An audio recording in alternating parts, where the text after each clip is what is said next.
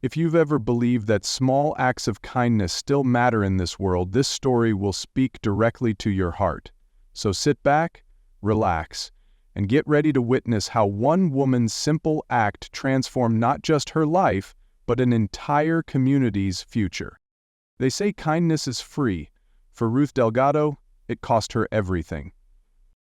The wind howled through the canyons of Grand Junction, Colorado, as Ruth Delgado wiped down the last table in the staff lounge of Harmony Pines Senior Home. The clock on the wall blinked 9:27 p.m., 3 minutes until the doors locked for the night. Ruth's feet throbbed in her worn sneakers, her lower back a knot of pain from lifting a resident earlier. But her shift wasn't over yet. She moved with silent urgency, thinking only of getting home to her daughter Sophia and packing lunches for tomorrow. That's when the buzz of the front intercom broke the quiet. A woman, dressed in a flannel jacket and baseball cap, stood in the security feed's glow, asking simply, "Please, just need a place to sit for a minute." Ruth hesitated. Visitors weren't allowed past 9:30. Mitch Carver, her supervisor, made that rule crystal clear. No exceptions. Not for family, not for friends, not for anyone. But something in the woman's voice, a roughness from the cold, maybe grief, made Ruth pause. She buzzed her in, led her quietly to the staff kitchen, offered a leftover bowl of beef stew and a place by the heater. The woman never gave her name, just sat in silence, occasionally thanking Ruth with a tired nod. They spoke briefly about daughters, long days, and what it meant to be alone at night. Ruth didn't pry. She never did. The woman ate slowly, savoring every bite, then slipped a folded napkin beneath her empty mug and thanked Ruth again before slipping out into the dark. Ruth didn't open the napkin until after locking up. Inside was a $500 0-cent tip. Her eyes widened, heart pounding. That can't be right. But it was. She stood alone in the staff kitchen, stunned. Then the fear set in. Mitch would see the footage. The rule was broken. Again, no exceptions. Still, as she turned off the lights, Ruth told herself one thing.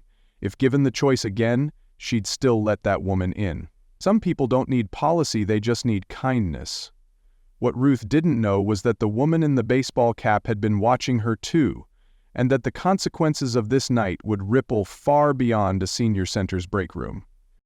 2 days earlier, Ruth Delgado's day had started the way it always did, before the sun, before the coffee, before the ache in her knees could remind her she was still running on yesterday's fatigue. Her alarm went off at 4:45 a.m. By 5:15 she was rolling dough at Lou's Corner Bakery, shaping cinnamon twists with precision that came not from training but from repetition. Her boss, Louise Monroe, a gruff but good-hearted woman, often told Ruth she worked like a woman with something to prove. Ruth didn't argue. She did have something to prove, that she could provide for Sophia, her 10-year-old daughter, all on her own. Her husband, Leo, had passed 5 years ago in a construction accident that still made local news when the lawsuits were brought up. Ruth never got more than a small settlement, just enough to pay off his funeral and keep their modest apartment near the Colorado River. By 8 o'clock a.m. Ruth was changing into her second uniform, scrubs and faded blue with Harmony Pines stitched over the chest. At the senior home she moved between rooms with practiced grace, administering meds, helping with meals, listening to the same stories from Mr. Tanner about World War II like it was the first time. She never flinched. "You're a damn saint," a coworker once muttered during rounds. But Ruth didn't see it that way. This was the job. Show up. Stay kind. Don't break. The only time her face lit up was when her phone buzzed during lunch with a text from Sophia. "Guess what, Mom? I got picked to help host the 5th grade podcast. It's real this time." Ruth smiled softly. She could almost hear her daughter's voice, already practicing her radio voice in the mirror. Sophia wanted to attend a summer podcast camp in Denver. Tuition, $750 0 cents. Ruth had scraped together $230 0 cents so far, hidden in a coffee tin behind the flour sacks at the bakery. She planned on working Saturdays through the spring, praying the truck wouldn't break down again. When she returned home that night after her 14-hour stretch, the apartment smelled of grilled cheese and crayons. Sophia had fallen asleep on the couch, surrounded by notebooks and an old tape recorder Ruth had found at a thrift store. She kissed her daughter's forehead, whispered, "I'll get you there, baby," then sat down at the kitchen table with bills, a calculator, and a cup of black coffee. The numbers never quite added up, but somehow, she always made it work. That was Ruth's rhythm. No margin for error, no room for luxury, and certainly no time for rule-breaking. Which is why, when the woman in the baseball cap appeared 2 nights later, tired, cold, and asking for nothing but a warm seat, Ruth's decision to let her in wasn't casual. It was rebellion. Small, quiet rebellion rooted in exhaustion, compassion, and the hard-earned understanding that sometimes following the rules too closely leaves no room for being human. It was nearing the end of another long shift at Harmony Pines when Ruth heard the soft knock on the glass side door, one that staff rarely used. The corridor was empty, silent except for the faint hum of fluorescent lights. She approached cautiously, expecting maybe a confused family member or a delivery error. But what she saw through the glass made her pause. A woman stood hunched slightly against the wind, wearing a faded baseball cap pulled low and a flannel-lined jacket zipped up to her chin. She looked ordinary. But something in the way she stood, the quiet exhaustion in her posture, made Ruth hesitate. Protocol was clear: no visitors after 9:30 p.m., especially not in through side doors.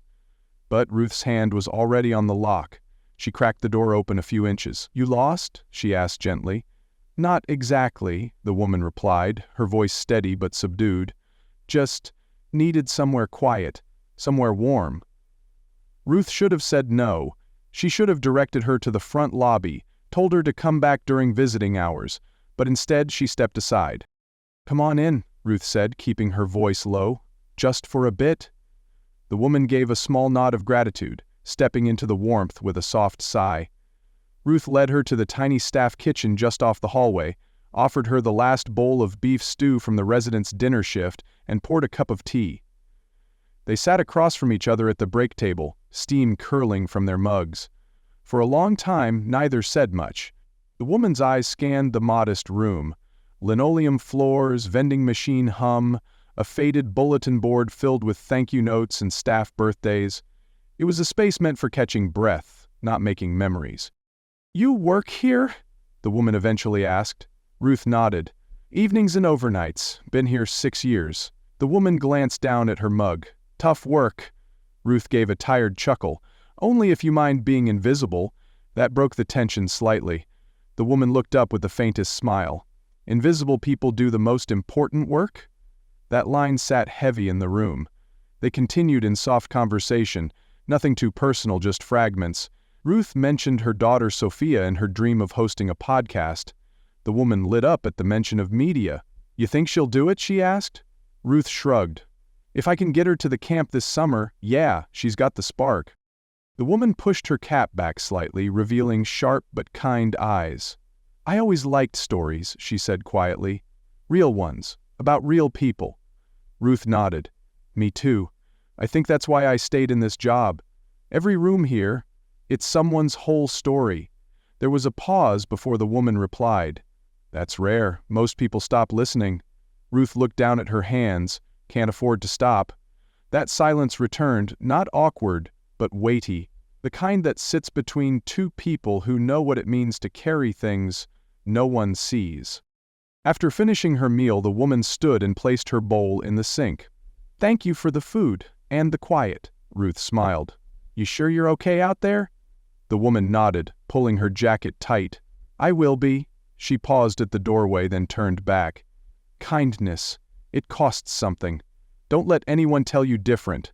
With that, she slipped out into the cold, leaving only the faint scent of stew and lavender hand lotion behind. It wasn't until Ruth returned to the table that she noticed a neatly folded napkin tucked under the mug. Inside, 5 crisp $100 0-cent bills. Her breath caught.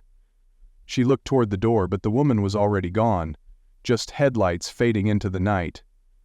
Ruth stood motionless for a long moment, heart racing, not sure if she should be grateful or worried. She hadn't even asked the woman's name, and what she couldn't know, not yet, was that the stranger in the baseball cap had come looking not just for food or warmth, but for someone exactly like Ruth. The next morning arrived with that deceptive mountain silence, the kind that feels calm until it isn't. Ruth showed up to her shift at Harmony Pines like always, her shoulders sore but spirit oddly lifted. The memory of the woman's quiet gratitude still lingered, and the unexpected tip, folded carefully in that napkin, now sat hidden inside a book on her nightstand. It wasn't just the money. It was the feeling of being seen, of doing something good, even if it went against the handbook. But by 8:15 a.m. that feeling vanished. Mitch Carver, the senior home's floor manager, intercepted her at the front desk with a look that said more than his words ever could. Office. Now. Inside. The lights were too bright. The computer screen turned conveniently toward her. On it, security footage played. Ruth unlocking the side door, guiding the woman in, serving her food. Mitch didn't raise his voice. He never did. "You broke protocol, you know what happens now," Ruth tried to explain, voice steady but strained. "She wasn't a threat, she just needed a warm place. I stayed with her the whole time." Mitch shook his head, unmoved. "That's not your call. What if she'd been unstable? What if she sued? Insurance doesn't cover unauthorized guests after hours. You put everyone at risk." Ruth stood her ground. "She was just tired, Mitch, and hungry. I'd do it again." That made him pause for half a second, but not enough to matter. He extended his hand. "Apron and badge, Ruth, this isn't personal." But it was personal. After years of loyalty, night shifts, holiday coverages, and emotional labor no one paid her for, Ruth was being dismissed for a single act of compassion. With trembling fingers, she handed over her badge. The sting wasn't just the job, it was the message. Follow rules, not your gut. And in places like Harmony Pines, the rules always won. Ruth walked out quietly, her uniform still on, her pride trying not to crack. In the parking lot, she sat behind the wheel of her aging pickup, staring out at the senior home she'd poured herself into. For a brief second, she considered going back in, demanding to speak to the director. But what would she say? That she was punished for showing empathy? That seemed to carry little weight these days. At home, Sophia bounded into the room with good news. "Mom, my teacher said my podcast intro was the best she's heard."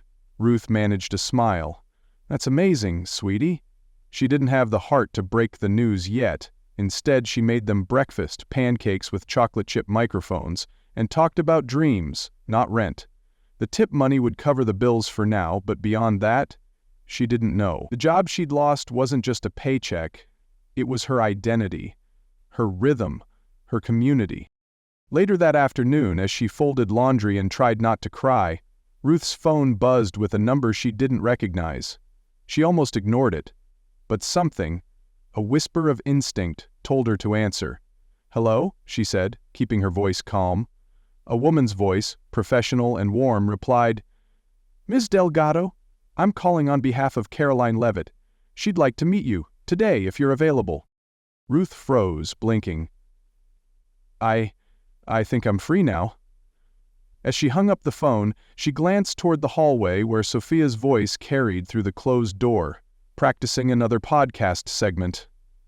Ruth took a deep breath, grabbed her keys, and headed out. She didn't know what waited downtown, but something told her that woman in the cap hadn't left her life after all. The downtown office building loomed tall above Ruth as she stood outside in her thrifted wool coat, clutching her tote bag like armor. Her breath fogged the glass doors as she stepped inside, the polished marble floors and gleaming chrome fixtures a world away from the scuffed linoleum and microwaved meals of Harmony Pines. The security guard at the desk looked up, surprised to see a woman in scrubs and worn boots at this hour. "Name?" he asked, glancing at a clipboard. "Ruth Delgado. I have a meeting." She half expected him to laugh, to tell her she had the wrong building. Instead, he checked a line and nodded. 10th floor. They're expecting you."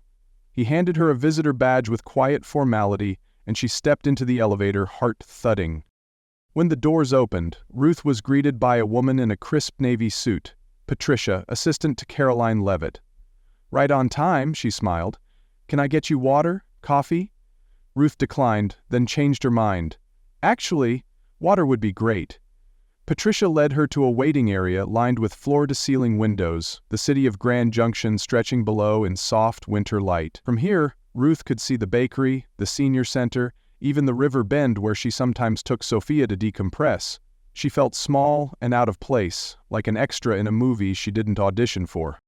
She tried to sit tall in the plush chair, smoothed the sleeves of her coat and fought the urge to check if she smelled like cinnamon rolls and bleach. Her thoughts churned.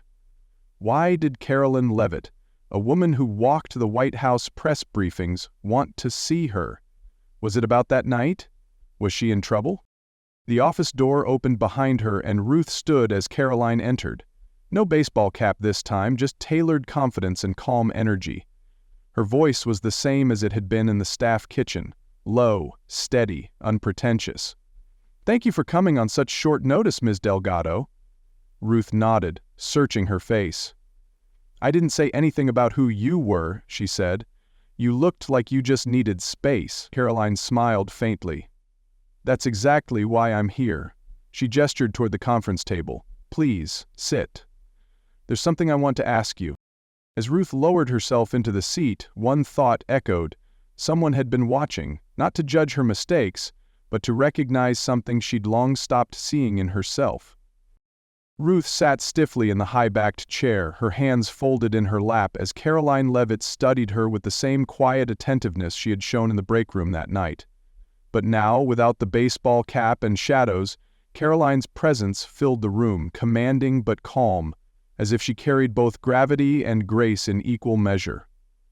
"Ms. Delgado," she began, "I'm not here to talk about what happened at Harmony Pines, at least not in the way you might think." Ruth tilted her head slightly, unsure. "You're not upset I didn't recognize you?" Karoline smiled, gently shaking her head. "No, I appreciated it. I didn't need someone to recognize me, I needed someone to treat me like a person. And you did." She stood and walked to the window, looking out over the town below. "I've spent the last few months quietly visiting cities across the country, towns like this, talking to people, watching how communities work, how people live when the cameras aren't on. I wasn't just passing through that night, I was observing, and I saw something in you." Ruth blinked. "In me?" Karoline nodded. "Compassion, judgment, resilience. You didn't follow the rule. No, but you followed your instincts. And you didn't flinch when it might have cost you everything." Then Karoline turned and placed a folder in front of Ruth. "I'm building a new initiative, a White House pilot program focused on media access and education for underrepresented youth. We're starting in working-class communities where kids have stories but no microphones, where they dream big but lack the guidance or tools to get started. I need someone to lead that work on the ground, someone who knows how to reach people where they are." Ruth's throat tightened. "You're offering me a job?" Karoline smiled. "Not just a job, a mission, a purpose. Community engagement liaison. You'd organize training, mentor families, help shape something from the ground up." Ruth stared at the folder like it might vanish. I don't have a degree. I've never worked in government. You're not just anything," Karoline interrupted firmly.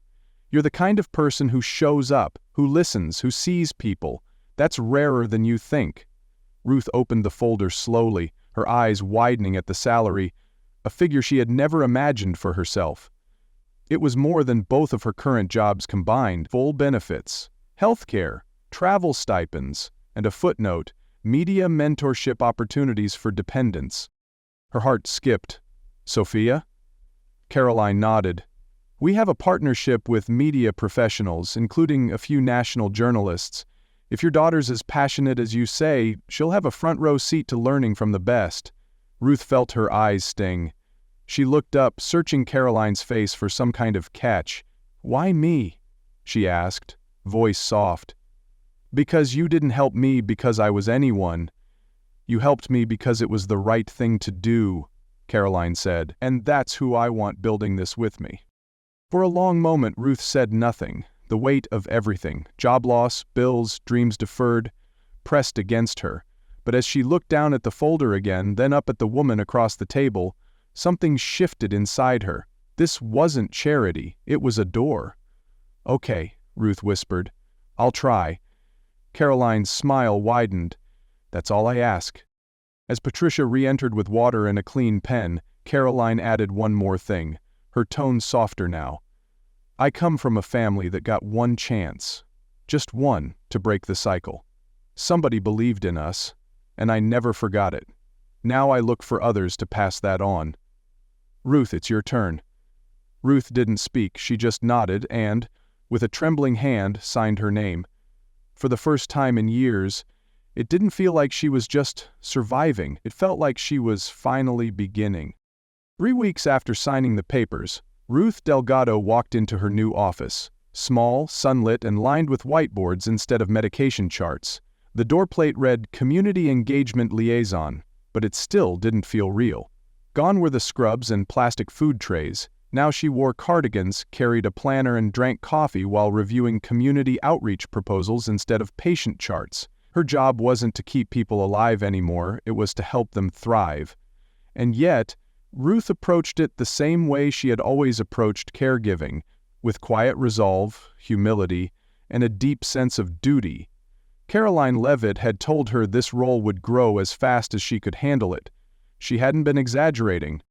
Her days were packed with calls to school principals, meetings with local business owners, visits to libraries and recreation centers. She helped draft the first pilot program for rural media training, working closely with a small team that looked to her not for credentials, but for instinct.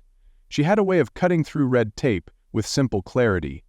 If you want kids to show up, put the class where they already are. Her idea to partner with local barbershops, firehouses, and bakeries as pop-up podcast studios was met with initial skepticism until enrollment numbers tripled.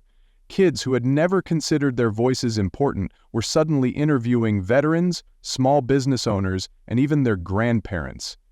It's not just about microphones, Ruth told her team. It's about giving these kids permission to speak. Back at home, Sophia had transformed too. Her quiet confidence grew by the week. Thanks to the mentorship program built into Ruth's job, she now trained twice a week under Kelly Simmons, a nationally respected journalist who had hosted segments on NPR and PBS. Ruth had expected Sophia to be overwhelmed, but instead her daughter lit up in ways Ruth had never seen. She'd come home quoting Kelly's feedback, working on interview structure, voice modulation, storytelling technique. More than once, Ruth had caught her staying up late sketching segment ideas for a pretend morning show titled Voices of the West. Despite the excitement, Ruth never forgot where she came from. She returned often to Lou's Corner Bakery, now an informal meeting space for media program volunteers and working parents. She even visited Harmony Pines during one of her outreach efforts, walking the same halls where she used to mop floors and serve soup. Mitch Carver, her old supervisor, greeted her with hesitant surprise. "Never thought I'd see you back in here," he said. Ruth only smiled. "Neither did I." But she wasn't there to settle scores, she was there to bring opportunity. A handful of the CNAs from the senior home had kids now enrolled in the weekend media clinics she helped build. Her calendar filled quickly. She spoke at town halls, met with senators, and quietly advised Karoline Leavitt on how to expand the program's reach without losing its soul. At one meeting, Ruth spoke plainly in front of federal staffers and policy advisors. "Don't drop grants on communities like handouts. Let them build it with their hands. They'll protect it that way." Her words made the room go silent, and then sparked the biggest applause of the session. Still, she kept the pace humble. She drove her same old truck, took Sophia to the park every Sunday, never stopped answering her phone when a parent called confused or overwhelmed. Karoline once teased her, saying, "You're the only liaison in America who brings banana bread to planning meetings." Ruth shrugged. Some folks talk better with something sweet in their hands. By month 3, the program had expanded into 4 nearby towns. Ruth had personally trained a team of regional mentors. Some were retired teachers, others were former journalists, a few were parents who had taken her classes and wanted to give back. The program wasn't just growing, it was multiplying itself, fueled by trust and simple belief. And every time Ruth sat down at her desk, surrounded by charts, reports, and crayon drawings Sophia had taped to her bulletin board, she reminded herself, this started in a staff kitchen, with a bowl of stew, and a stranger who saw more than Ruth had ever dared to see in herself. It began with a gut feeling, something subtle, something off. Ruth was reviewing the quarterly financial reports late one evening, her desk lit only by the glow of her monitor and the soft lamp Sophia had gifted her, shaped like an old-school microphone. At first, the numbers looked impressive. Funding had doubled, new grant partnerships were flowing in, but as she cross-checked the spreadsheets against donor pledges, she noticed inconsistency. Some funds were marked as received when they were still only promised. A few line items didn't match the digital logs. It looked clean on paper, but Ruth had built her life on recognizing what people tried to hide beneath polite surfaces. She'd seen it in residents at Harmony Pines, in lonely parents at the bakery, and now, apparently, even here, in the initiative she was helping lead. For a moment she hesitated. She wasn't an accountant. She didn't want to be dramatic, and what if bringing this up made her look ungrateful? The very job that had rescued her from financial ruin was now at risk because she couldn't shake the feeling that something wasn't right. Still, she took a breath, opened a blank file, and began logging every inconsistency she found. Dates, figures, discrepancies. 2 hours later she had a full report. She stared at it, heart pounding. This wasn't just a report. It was a choice. The next morning, Ruth requested a private meeting with Karoline Leavitt. They sat across from each other, much like they had on the day Ruth signed her first contract. Ruth handed over the folder, her voice steady but low. "There's something you need to see. I don't think the books are fraudulent, but they're being dressed up. Counting money we don't have yet to make us look more solid than we are." Karoline didn't interrupt. She listened fully, then leaned back, unreadable. "You understand, if this goes public, the entire program's credibility could collapse," she said. Ruth nodded. "I do. But I also understand that these kids deserve a program that's honest. If I have to lose this to protect it, I will." A long silence passed before Karoline spoke again. "You just passed the final test." Ruth blinked. "Test?" Karoline smiled, setting the report down. "We needed to know if integrity meant more to you than security. If you'd protect the mission, not just the paycheck. The discrepancies were simulated, moved with our knowledge. You're the only one who noticed and brought it forward." Ruth sat back, speechless. She didn't know whether to feel relieved or betrayed. But the emotion that finally landed was pride, quiet, earned pride. Karoline reached into her folder and handed Ruth a sealed envelope. Inside, a revised contract, this time labeled Executive Director. "You've proven you're not just the heart of this initiative," she said. "You're its compass." Ruth's hands trembled as she held the paper. She thought of Sophia, of Harmony Pines, of the stew and the woman in the baseball cap who started it all. She had once been a rule breaker with a warm heart. And now, that same heart had become the standard by which others were measured. She had passed the test not with numbers, but with courage. And that, Karoline said, was the only kind that truly counted. 6 months after Ruth Delgado accepted the role of executive director, the first community media center officially opened its doors in the most poetic of places, the former Harmony Pines Senior Home. The building had been gutted and reimagined, not erased, but reborn. The old staff lounge where Ruth had once offered a bowl of stew now housed a podcasting studio. The cafeteria, once echoing with the quiet shuffle of walkers and meal trays, buzzed with laughter and recording equipment. The transformation was more than architectural, it was spiritual. Where once rules had been more important than people, now people were the purpose. And Ruth stood at the heart of it, no longer the exhausted caregiver, cleaning up after others' stories, but the architect of a new one, written by youth, families, and voices long overlooked. On opening day, she stood on the small stage set up on the front lawn, facing a crowd that included former co-workers, state officials, bakery regulars, and dozens of families whose children were now enrolled in the media training initiative. At her side was Mitch Carver, her once harsh supervisor, now wearing a staff polo with the center's new logo. His teenage niece, Jenna, sat in the front row, proudly wearing headphones and jotting notes for her first interview. Mitch had come full circle, not because he changed who he was, but because Ruth gave him the chance to be seen differently. "We were all following rules," he told her privately one day. "I just didn't realize some rules needed breaking." Ruth's daughter Sophia had blossomed. No longer the little girl with dreams stuffed inside notebooks, she now led beginner classes for younger students, teaching them how to find their voice and speak it with confidence. Her podcast, Voices of the West, had picked up attention beyond Colorado, even earning a spot on the National Youth Media Network. But what made Ruth proudest wasn't the accolades. It was watching Sophia pause during a workshop to help a shy 9-year-old adjust their mic and say, "You've got something important to say, let's make sure they hear it." Ruth recognized the gesture. It was hers, passed down like an heirloom, simple and sacred. The media center wasn't the only one. Under Ruth's leadership, similar hubs were in development in neighboring towns. Former diners, empty libraries, underused school wings. The program had gone statewide and was on track for national rollout.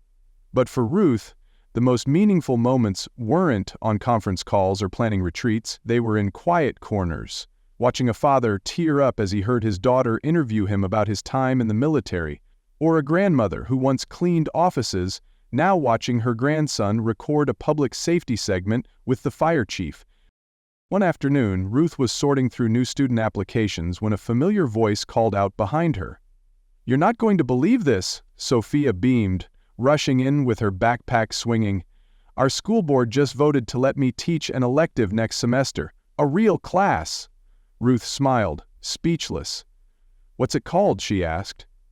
"Helping the next one," Sophia replied without hesitation, "because that's what you always say. It's not about being the first, it's about opening the door for the next one." That evening they returned to the park where it had all begun, the same bench where Ruth once told Sophia they'd figure it out, even when they had no plan and rent was due. They sat quietly, watching kids play, as the sun sank low over the Colorado horizon. Ruth pulled a folder from her bag, the latest draft of a national blueprint for community media centers. Sophia leaned over her shoulder. "You gonna help a lot more people, huh?" Ruth looked at her daughter, her voice quiet but steady.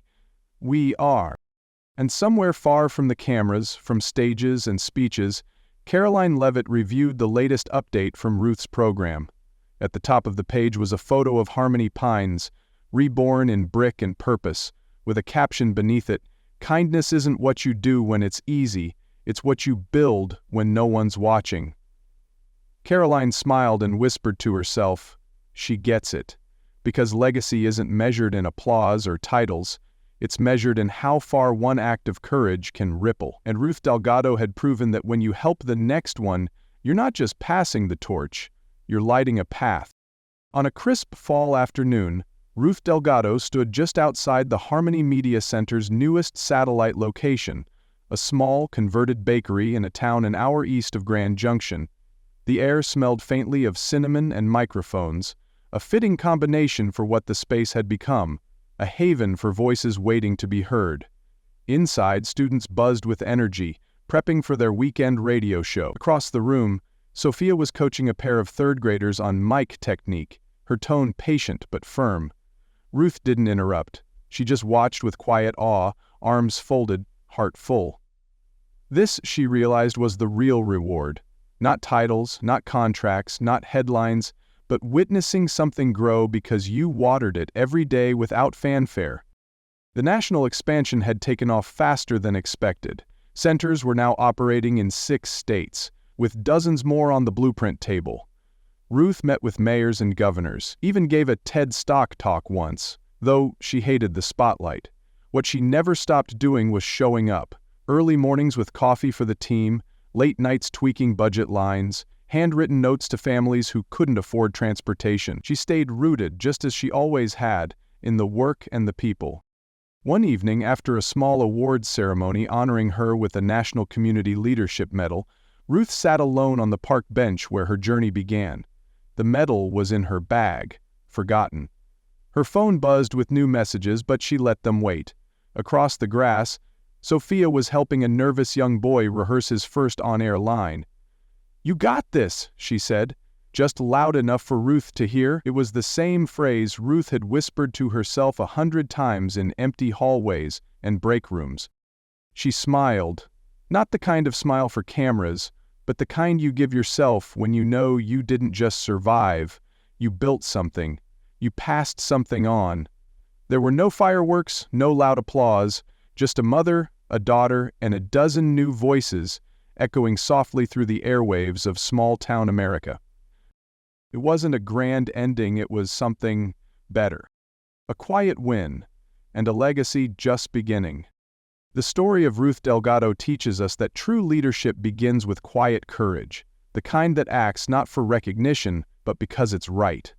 Ruth didn't set out to change the world, she simply offered a warm meal to someone in need, even when it meant risking her job.